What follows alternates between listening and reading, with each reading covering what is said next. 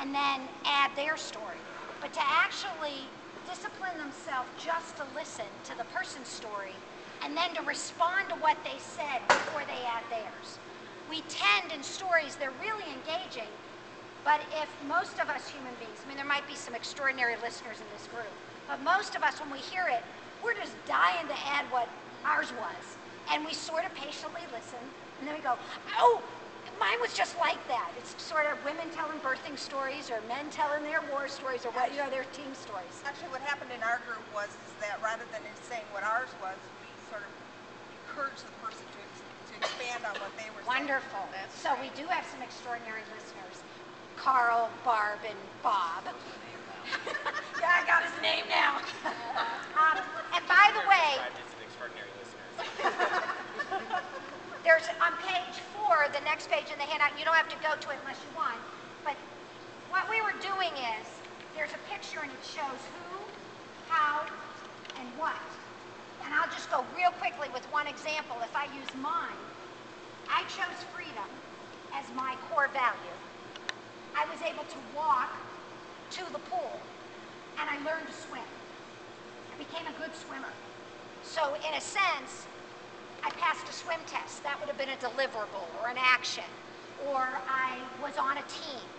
Something there, that's a program. But this is how I got there and took me there with my value. Now, I could have been driven, which sometimes I was. But this shows you another way when you're listening. If you're like me and you can't wait to tell your story and you get all anxious, if you think, what are they saying matters to them? What's the outcome of the story they just said? What were things that happened, results? And then what are some of the things people did or said? It helps you listen strategically. Because ultimately, we're going to get to a point in this plan where public input is what people care about and what they want. And it's the department's responsibility to figure out how to get there.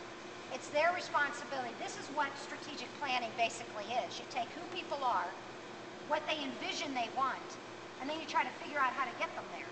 And this has to deal with the climate, which is often a storm, sometimes it's the sun, but often is small, limited resources, limited people, reduction of staff, whatever that is that's going on, that how do we strategically get as much of us into the future?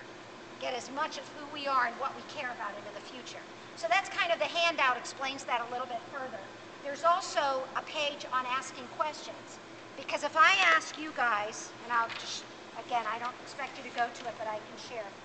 If I said, what do you think is most important to have in the parks and the recreational? If we started that way, we again would have talked about a lot of these ideas. Learning to ask questions that get people to tell you stories is a skill.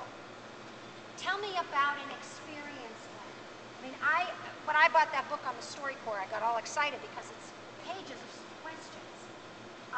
And figuring out how to ask people to tell their experience. Tell me a time when you were a little kid, what were the things you did? What do you do now outside? And I have a few questions in here because ultimately what we're again asking all of you is to go get people to tell you their stories. I mean, ideally, we have what, 20 people in this room?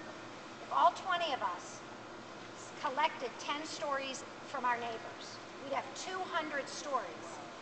And you think about those values and ideas brought to the public meetings, whether or not 200 people are there. I'm not so sure the lady who wants the roller rink is going to come to the meeting. She might, but Murdoch will have that story. Yeah, Bob. Okay. I have a little bit of trouble with your research methodology. Okay, go for it. Because what you should have been collecting, in my view, are the stories. And get all the stories before you start moving to the next step. Because what you really want to do in qualitative research is to find themes that run through all the stories. Okay. And then you want to move to what would the outcomes be. Okay. Now, two things. I'm not doing qualitative research.